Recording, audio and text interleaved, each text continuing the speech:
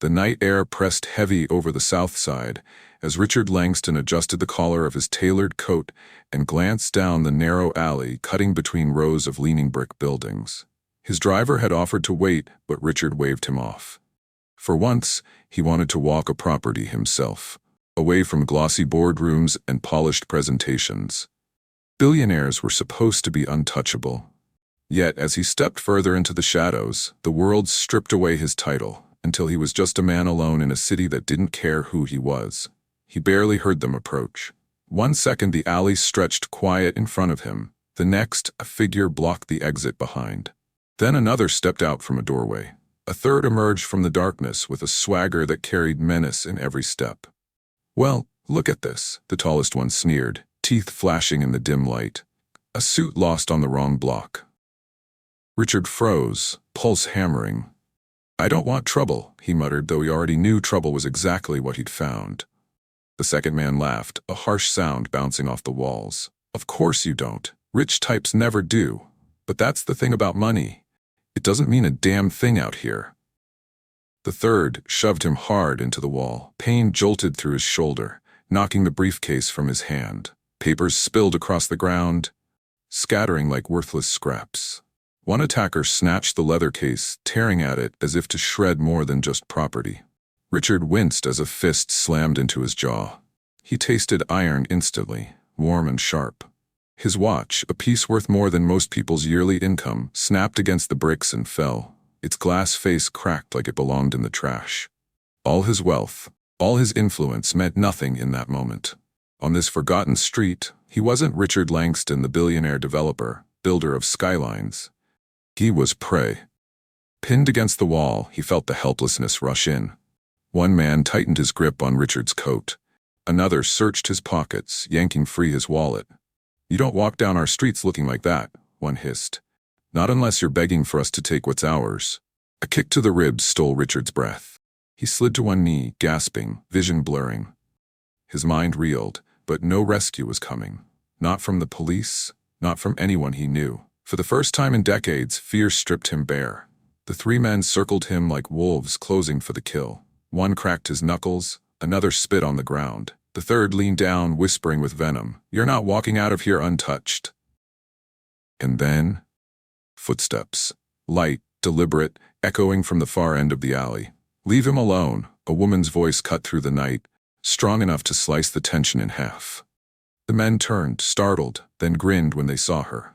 A black woman stood at the mouth of the alley, mid-30s, athletic, hoodie tugged tight against the wind, and in her hand a worn rubber ball that looked wildly out of place in this scene of violence. The tallest thug let out a laugh that dripped mockery. "You serious? A ball?" The second howled. "This is Rich. The billionaire's knight in shining armor is some lady with a playground toy." The third shook his head, disbelief twisting into cruelty. "Go home before you get hurt." But she didn't move. Her gaze locked on them, steady and unshaken. "Leave him alone," she repeated, louder this time, fire edging every word. "Or I swear, I'll knock your teeth out." If stories of courage and power grab you the way this one already has, take a second to subscribe to the channel and let us know in the comments what country you're watching from. Your support means the world and helps us keep bringing you powerful stories like this one. The alley fell into silence. The men stared. Richard, bruised and bleeding, tried to focus through the haze, and at the far end of the alley, the woman with the ball clenched her fist tighter. The moment balanced on a knife's edge, and then she shifted her weight. The men's laughter rolled down the alley, crude and careless, as if violence was just a game to them. Richard, pinned against the wall, tried to lift his head. Through blurred vision, he focused on the woman standing firm at the alley's mouth. Her name was Alana Brooks. Mid-30s, African-American.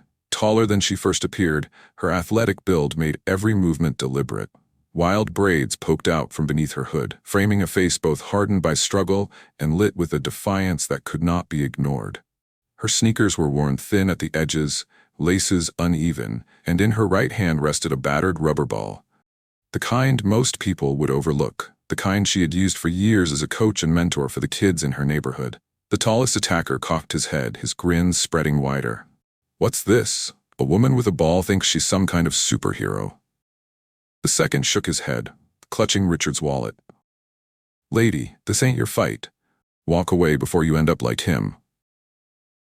The third took a step forward, cracking his knuckles. "We don't mind adding one more to the floor." Alana's gaze didn't waver. She looked at each of them like she was sizing up opponents she had studied 1,000 times before. Her voice came low, certain, unflinching. "I don't miss." The alley quieted for half a breath. Then the men burst into laughter, louder this time, mocking her confidence. "Oh, this is rich," the tallest one snorted, wiping his eyes. "She's dead serious, lady. What are you gonna do? Bounce us to death?"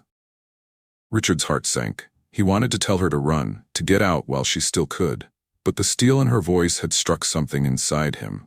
Even beaten and breathless, he recognized that courage like hers didn't appear by accident. Alana stepped closer. Her sneakers scraped against the pavement, and the ball turned slowly in her palm. Her shoulders squared, her eyes narrowed. The second man, still laughing, pointed at her. "You're really about to." The sentence cut short with a crack that echoed like gunfire. The rubber ball flew from Alana's hand with speed and force honed from years on the pitcher's mound. It smashed squarely into the bridge of his nose. Blood exploded instantly, and the man shrieked, stumbling backward as the others scrambled to catch him. "What the?" the third shouted, shock twisting across his face. Richard's eyes widened. He hadn't even seen her wind up. Only the release, fast and fluid like muscle memory, burned into her bones. He realized then she wasn't bluffing. She had been waiting. The tallest man cursed, rage flashing across his face. "You're dead, lady." He lunged forward, fists up. Alana didn't back down. She simply reached into her hoodie pocket and pulled out a second ball, scuffed but ready. Her stance dropped low, like an athlete settling into position. Her voice rang through the alley, steady, commanding, almost like she was giving a signal on a field. "Your move," she said, lips tight with determination. Richard tried to push himself up against the wall, ribs burning, disbelief coursing through him. This woman wasn't just defending herself. She was defending him, a billionaire who had built towers yet couldn't lift himself from a gutter. The attackers hesitated. For the first time, doubt flickered in their eyes. And then, Alana tilted her head slightly, eyes shifting beyond them into the shadows. Her hand twitched in a gesture so subtle, the men almost missed it. From deeper in the alley, faint shuffles stirred. Soft footsteps, low whispers, the kind of sound that meant they weren't alone anymore. The men froze, their bravado faltering. Richard turned his head, straining to see through the gloom. What was moving out there? Who was answering her signal? The answer was coming, and it was closer than anyone realized. The men regrouped, anger pulsing through their movements. The one with blood streaming from his nose staggered, shouting curses through clenched teeth. The tallest lunged again, ready to swing, but Alana's eyes flicked once more into the darkness. It happened fast. From behind the dumpsters, fire escapes, and broken fences, small shapes began to emerge. First 2, then 5, then nearly a dozen. Boys and girls, no older than 12, their sneakers pounding against the cracked pavement. In their hands they carried what looked like toys, tennis balls with faded logos, old dodgeballs patched with tape, even a softball or two. Richard blinked, thinking the pain in his ribs was distorting reality. But it wasn't a hallucination. These kids, scrappy and fearless, were answering Alana's call. One of them shouted, "For Coach Alana!" And then the barrage began. A bright green tennis ball streaked through the air, striking the biggest thug square in the throat. He choked, doubled over, gasping. Before he could recover, 2 more slammed into his chest and jaw. His roar of rage broke into a strangled cough. The second attacker, the one clutching his bleeding nose, lifted his arm to block. But a dodgeball, thrown with such speed it whistled, smashed against his temple. He collapsed to his knees, groaning. The tallest spun around, trying to swat away the storm. He was bigger, stronger, but every direction carried another projectile. A red rubber ball cracked against the back of his head, knocking him forward. A smaller boy sprinted up and whipped a baseball at his shin. He yelped and stumbled, clutching his leg. It was chaos, and yet somehow coordinated. The kids shouted to each other, voices rising over the thumps and cracks of rubber and leather against flesh. "Left side, Jaden, go for his legs. Throw high." They attacked like a team, fierce and united, trained not by drills but by necessity. Richard could only stare. His world had been shaped by power lunches, private jets, and investors who spoke in numbers. But here, in a forgotten alley, a swarm of children with playground courage had brought 3 full-grown men to their knees.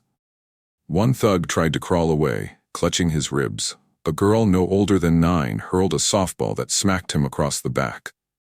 He cried out and dropped flat to the pavement. Another swung wildly, desperate to grab one of the kids, but the street teams scattered and reformed, pelting him from every side until he crumpled. The biggest fell last. With one final desperate shout, he lunged toward Alana, his fists raised. She stood her ground. Then, whack, her second ball struck him between the eyes. He toppled backward, arms flailing, and landed flat against the cold concrete. Silence followed, broken only by the groans of the defeated men. Richard pressed his hand against the wall, dragging himself upright. His breath came ragged, ribs aching, but his eyes never left the scene. These kids, armed with nothing but scuffed balls and trust in their mentor, had done what he couldn't. They had defended him. Alana stood at the center, chest rising and falling, her eyes fierce and protective. She still clutched one last ball in her hand, ready in case any of the men tried to rise again. Around her, the children gathered, flushed with adrenaline, their laughter mixing with nervous cries. Richard whispered, half to himself, "Children's games brought down grown men." Then, just as suddenly as they had come, the children began to scatter. A low wail cut through the air, sirens, police cars rounding the corner, lights painting the alley red and blue. The kids knew better than to stay. One by one, they melted into doorways, vanished behind fences, slipped down side streets like smoke. Alana didn't move. She stayed rooted, one hand clenched tight around her ball, her gaze steady as 2 officers jumped out of a cruiser, weapons half drawn. "Hands in the air," one barked. Richard's heart sank. The attackers moaned on the ground, beaten and bruised. The children were gone. And all the officers saw was one black woman standing with a ball in her hand, facing 3 broken men at her feet. The flashing lights filled the alley, bouncing off brick walls and broken glass. 2 officers rushed forward, hands hovering near their weapons. Their eyes skipped past the men groaning on the ground and locked instead on Alana, who stood tall, rubber ball still clutched tight in her hand. "Drop it," one barked. She didn't move. Her stance was steady, shoulders squared, jaw firm. To her, that ball wasn't a weapon, it was part of who she was. But to them, it was enough to mark her as the threat. The taller officer closed the distance, grabbing her by the arm and twisting it sharply behind her back. Alana's face tightened, though she refused to cry out. The ball rolled from her palm and hit the pavement with a dull bounce. "She's just a kid, coach," one of the thugs muttered weakly, seizing the chance to shift suspicion. The officer shoved Alana against the wall. "What's your role in this?" he demanded. "You part of this gang?" "No," Richard croaked, forcing himself upright, leaning heavily on the bricks. His ribs screamed with pain, but his voice carried anger stronger than his body.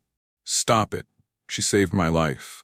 The officer shot him a look, unconvinced. "Sir, we'll get your statement, but right now this woman needs to be restrained." Richard's voice rose, hoarse but commanding. "Don't you dare touch her like that. She's not the criminal here. She's the reason I'm still standing." The second officer hesitated, glancing between Richard's torn suit and Alana's steady eyes. The scene didn't fit neatly into the picture they expected. The attackers on the ground cursed and groaned, trying to paint themselves as victims. The kids who had brought them down were gone, vanished into the night like smoke. Only Alana remained, and the sight of her with scraped sneakers and braids under a hoodie made her easy to blame. Alana stayed silent. Her silence wasn't weakness, it was armor. She had been through this before, and she knew speaking would not guarantee belief. Her eyes, though, said everything. The sting of being accused, the insult of being manhandled while the billionaire behind her was shielded. Richard saw it too, and shame rose hot in his chest. He was the one bleeding, ribs aching, wallet stolen, briefcase torn, but the system's first instinct was not to protect him. It was to twist the arm of the black woman who had stepped between him and danger. Finally, the taller officer eased his grip, though suspicion lingered in his eyes. He muttered, "We'll sort this out at the station."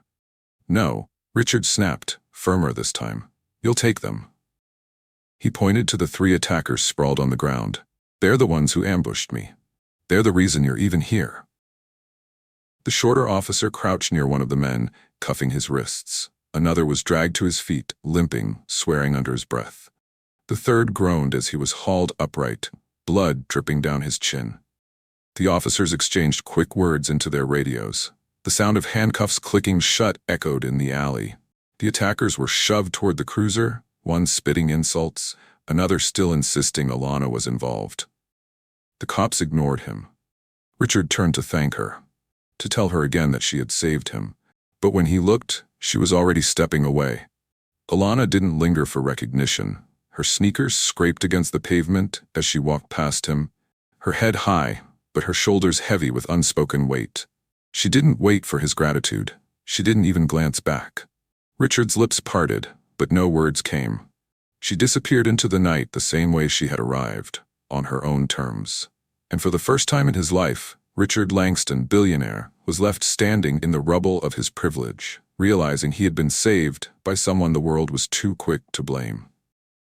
The city glittered beneath Richard Langston's penthouse windows, towers of steel and glass stabbing into the night sky like monuments to his ambition.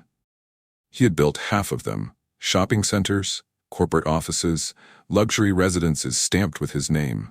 Each one represented years of deals, boardroom battles, and power plays that most men only dreamed of. But as he lay on his 1,000-thread count sheets, bruised ribs aching with every shallow breath, all he could see was the alley, not the men who attacked him, not even the flashing sirens. Her, the woman with the rubber ball and unshakable voice, Alana Brooks. She had stepped into a fight she didn't owe him, stood between him and death without hesitation.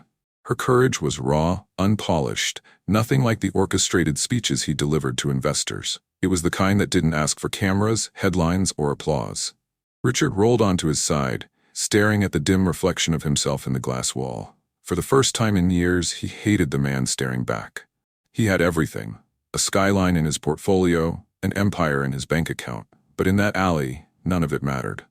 He had been helpless, humiliated, a billionaire, stripped down to nothing. And she, someone with no money, no power in the world's eyes, had been the only one standing tall. His mind drifted backward, to a childhood spent far from alleys like that. His parents raised him behind gates and private guards, chauffeured cars and tutors. Baseball for him had been a polished diamond field at a country club, not a cracked lot behind a school. He remembered the scolding voice of his father who once snapped, "Money isn't about people, Richard. It's about leverage. People come and go. Leverage lasts." He had lived by that rule, cutting deals, ignoring faces, building structures, but never building ties. But in that alley, leverage meant nothing. A scuffed rubber ball meant everything. Richard rubbed the bridge of his nose, feeling the dull throb where fists had landed. The memory of Alana's arm snapping forward, the ball flying with fierce accuracy, played in his head again and again. He saw the kids rally to her side, fearless and loyal. That wasn't leverage. That was something his billions had never bought. Faith. He closed his eyes, guilt pressing heavier than the pain in his ribs. How many times had he walked past people like her without looking twice? How many streets had he ignored while planning his next skyscraper? Now, after everything, he couldn't sleep. The image of her walking away, no thanks, no smile, no demand for recognition, burned into his chest. She hadn't wanted gratitude. She hadn't even paused to hear it. That stung more than the cracked watch lying useless on his dresser. Richard knew men in his position were supposed to move on. File a police report, let insurance replace what was stolen, and tell the story at cocktail parties like a cautionary tale. But he couldn't. Something inside him had shifted. For the first time in years, Richard Langston admitted he didn't want to forget. "I won't be the kind of man who gets saved and then disappears," he whispered into the dark.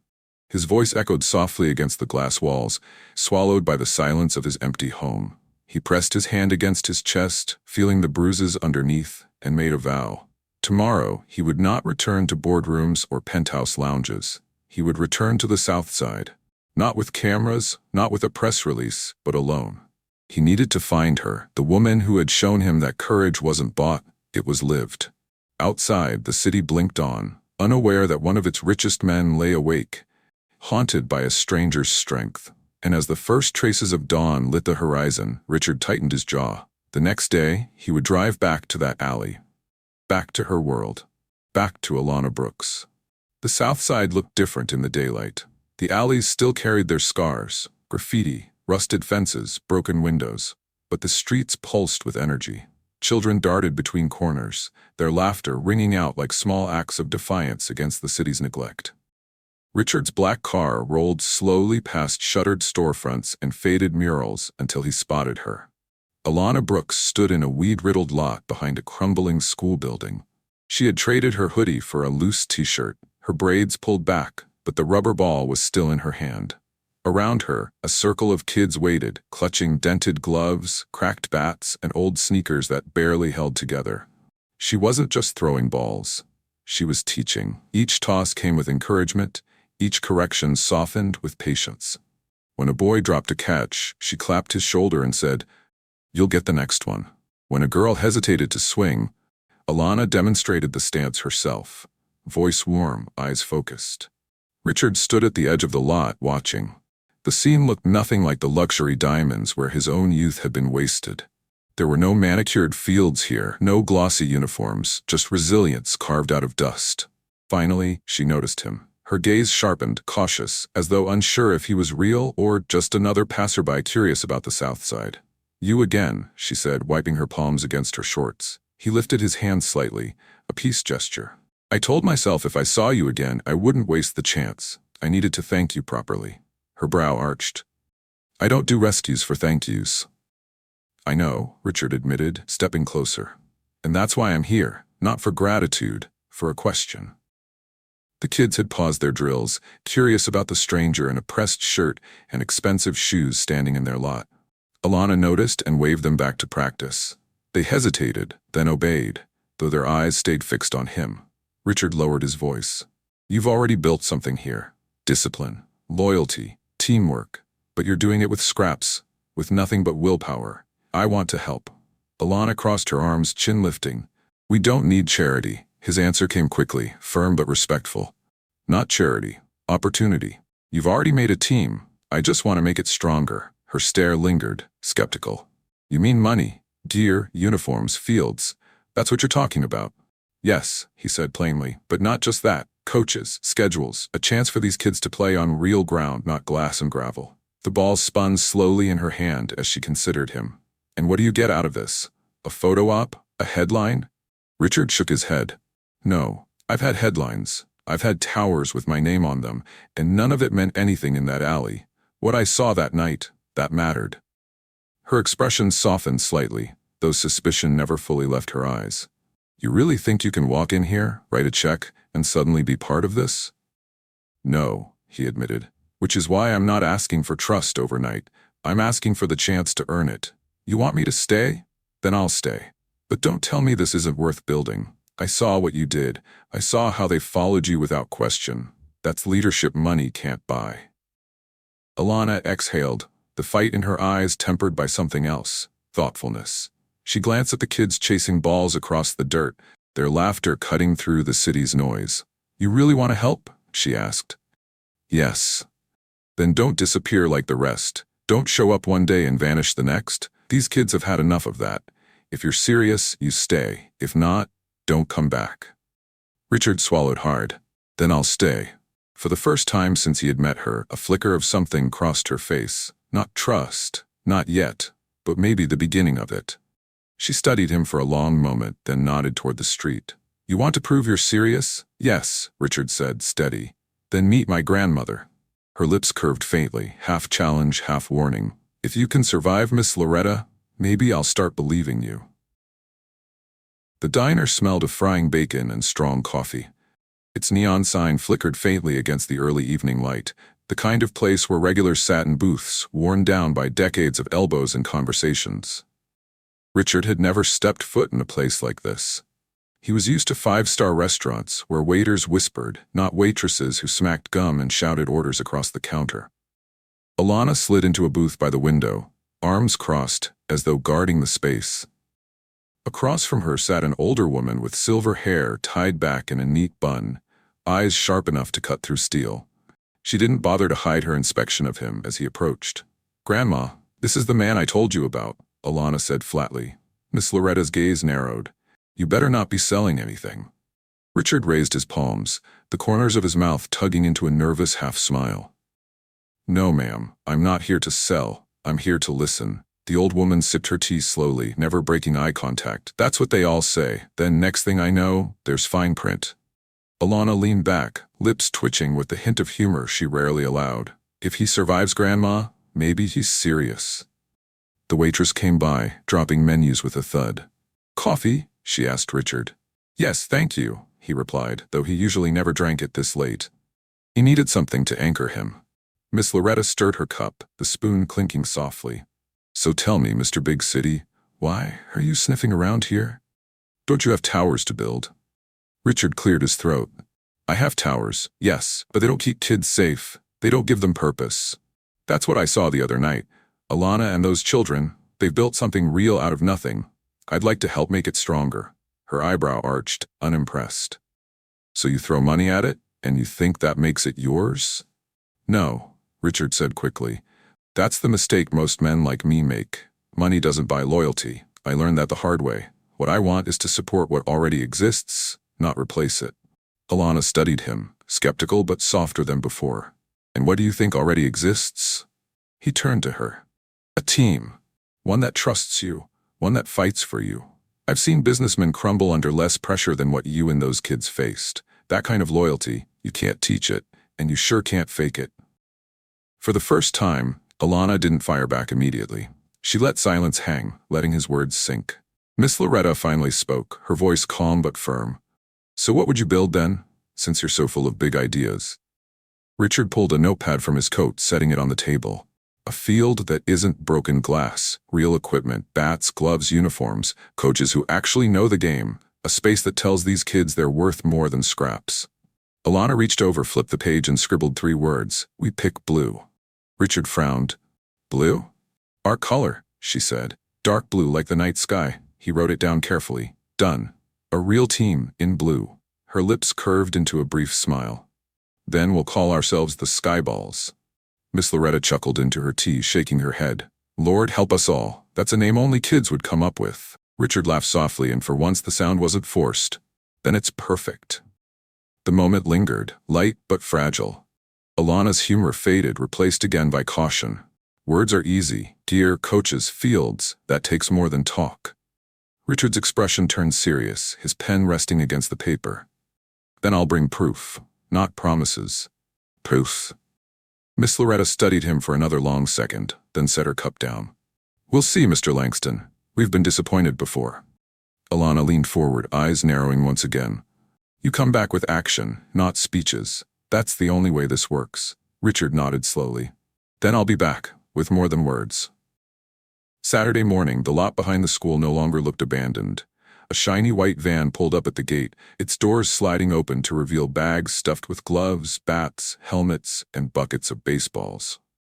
Kids gathered along the fence, wide-eyed, whispering in disbelief. Richard Langston stepped out, not in a tailored suit but in jeans and a hoodie. He carried himself differently too, less like the billionaire developer who once owned boardrooms, more like a man trying to earn a place on this dirt field. Behind him came a wiry man with a booming voice and a whistle dangling from his neck. Name's Deshawn, he called out, clapping his hands. Used to run a youth league before the city cut funding. Heard y'all got some fire in you. Let's see what you can do. Alana crossed her arms as the kids pressed forward. She didn't smile, but her eyes tracked every detail. What Richard brought, how the kids reacted, how seriously Coach Deshawn carried himself. One by one, the children pulled gloves from the bags. Jaden slid his hand into brand new leather and froze. It fits, he whispered, stunned. Mari, who had been swinging cracked sticks for years, picked up a real bat and tested its weight, her grin uncontainable. Tino slipped on a helmet and tapped it proudly. Laughter erupted, the kind that carried joy too long starved. For the first time, they weren't kids playing in a broken lot, they were a team. Richard stood back, watching them throw, catch, and swing with abandon. His chest tightened, not with pain this time, but with something he hadn't felt in years. Pride unconnected to profit. He had poured millions into skyscrapers that glowed at night, but none of them had sparked joy like this. A boy catching his first fly ball, a girl gripping her first real bat. Coach Deshawn wasted no time. He barked instructions, clapped for effort, corrected stances. Back foot firm, eyes on the ball. That's it, Mary. Swing through. His voice filled the lot like it was a real stadium, and the kids responded with energy that turned the dust into sacred ground. Alana moved naturally among them, not needing to shout. She steadied a smaller girl's shoulders, guided a boy's grip, and when she picked up a ball herself, she stepped into the makeshift pitcher's spot. Her windup was sharp, her release smooth, the ball thudding into the catcher's glove with surprising speed. Deshaun whistled low. That arm's no joke. You pitch like someone who's lived on the mound. Alana shrugged, but a flicker of pride crossed her face. Played a little back in the day. Stopped when I had to start working. Shame, the coach said. Could have gone far. Richard caught the moment, his throat tightening. She wasn't just a leader by necessity. She had sacrificed her own chance to create space for others. The thought made his wealth feel smaller than ever. As the sun dipped lower, the kids collapsed onto the bleachers, sweaty and laughing, clutching juice boxes and showing off blisters like trophies. Deshaun scribbled notes into a worn folder, already planning drills for the next practice. Richard collected stray gear, handing out water bottles, his hands dirty from the dust. He didn't care. For once, he wasn't building for investors. He was building for them. Alana approached him slowly, arms folded but less guarded than before. You really did it. You brought gear. You brought a coach. You actually showed up. Richard nodded, voice quiet. And I'll keep showing up. For a moment, their eyes held. It wasn't trust yet, but it was the beginning of something close. Then a shadow fell over the lot. A man walked by with a folded newspaper under his arm. The headline glared in bold letters. Billionaire builds baseball team in forgotten zone, charity or PR stunt? Richard's stomach sank. He didn't need to read further. The question hung heavy in the air, threatening everything he had just built. The glow from the lot didn't last long. By the following week, the field was quieter than before. The bleachers sat half empty, the shouts of children replaced by silence. Only a handful showed up, their gloves hanging loose at their sides, their eyes shifting nervously toward the street. Richard noticed the difference the second he stepped out of his car. "Where is everyone?" he asked, scanning the fence line. Alana was already on the field, tossing a ball lightly into her palm. Her expression was tight, her jaw set. Some parents told their kids to stay home. Richard frowned, though he already sensed the answer. She turned to him, eyes sharp. "Because they saw that paper, because they think you're using us." The words landed heavier than any punch he had taken in that alley. He swallowed, struggling to find the right response. "That wasn't my doing. I didn't invite reporters. I didn't—" Alana cut him off. "Doesn't matter. They think what they think. And out here, trust is fragile. One headline, one photo, and it's gone." The kids still present had stopped pretending to practice. They stood watching, wide-eyed, as though the weight of the conversation decided more than just the day's drills. Richard exhaled slowly, dropping his gaze to the dirt. "You're right. People like me, men in my position, we do show up and disappear. We cut checks, take photos, and walk away. I don't want to be that man." Alana studied him, arms crossed. "And how do I know you're not? How do any of us know?" His voice dropped lower, more steady. "Because I'm still here. Not in a boardroom, not hiding in a tower, here." He gestured around at the cracked lot, the rusted fence, the handful of kids clutching their new gloves with uncertain hands. "And I'll keep coming back, no matter what people say." Her eyes narrowed, testing him. "You think showing up fixes everything? That trust can be bought with a few practices and some brand new gear?" "No." He shook his head, his tone carrying no defensiveness. "I know it can't be bought.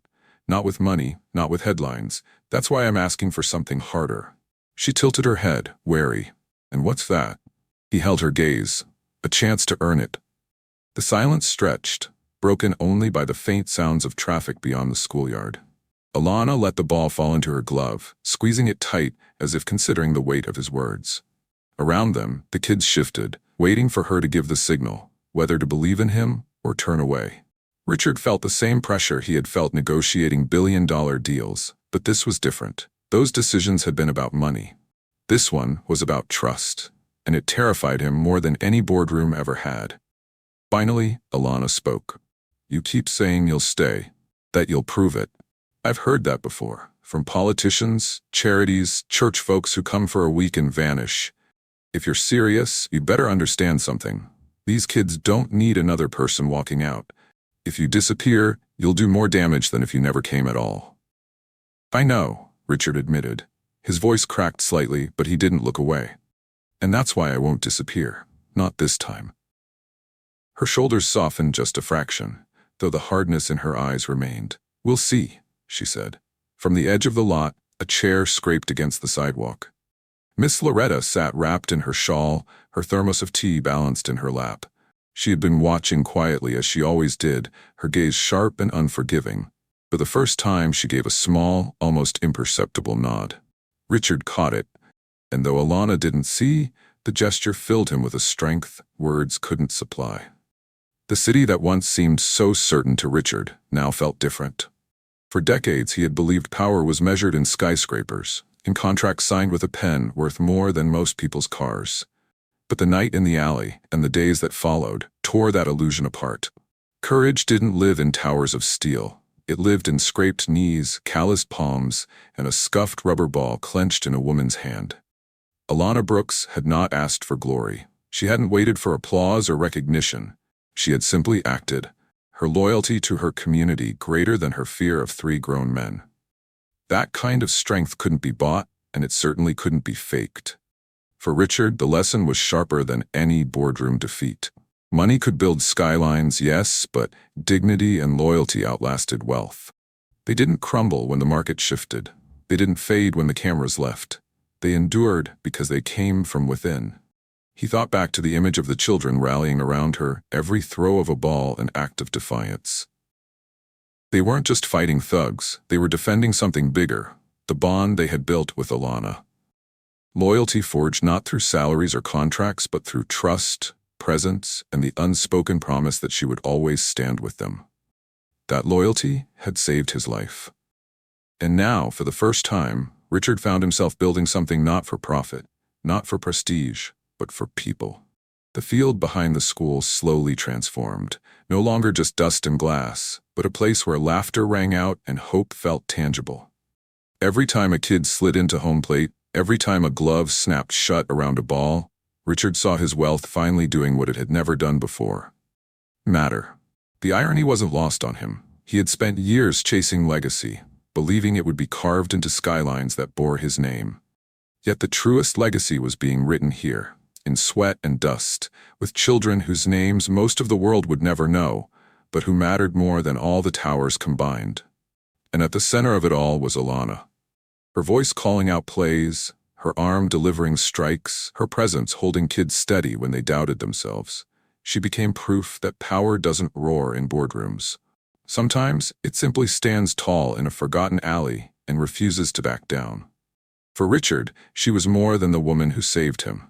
She was the reminder that wealth without purpose is hollow, and that the truest riches come from what you give, not what you keep. It was a transformation he hadn't planned, but one he embraced. He had spent a lifetime building monuments. Now he was building meaning, and in quiet moments he would still return to that night.